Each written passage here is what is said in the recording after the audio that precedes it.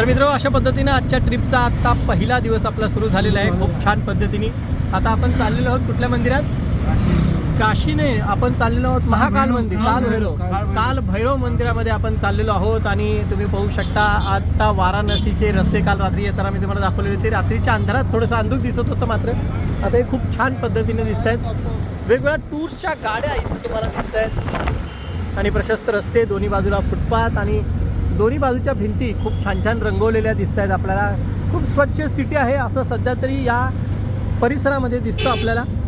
पाहूयात आता आपण काल भैरव मंदिरात जातो आहे, तिथं कशा प्रकारची सुविधा आहे. तर या हॉटेलपासून काल भैरव मंदिरापर्यंत आणि तिथून पुन्हा आपण रिक्षानेच गंगा आणि काशी विश्वेश्वर मंदिरापर्यंत जाणार आहोत आणि तिथून परत इथंपर्यंत आणणार. या पद्धतीनं आपल्याला प्रत्येकी पर हेड 100 रुपये. एका रिक्षामध्ये तुम्ही बघू शकता आम्ही 4 जण बसलेलो आहोत. माझ्याबरोबर नाशिकचे आहेत ना दादा तुम्ही? छत्रपती संभाजीनगरचे आम्ही दोघं. संभाजीनगरचे आहेत, पुण्याचे आपले दादा आहेत जे काल आपल्याबरोबर ट्रेनमध्ये सुद्धा होते. तर असे आम्ही 4 आणि बाकी आपलं कुटुंब जे आहे ते दुसऱ्या रिक्षामध्ये ते 4.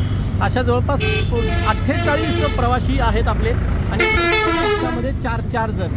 अशा पद्धतीनं आपण बसलेलो आहोत आणि आता आपण चाललेलो आहोत मंदिराकडे, काल भैरव मंदिराकडे.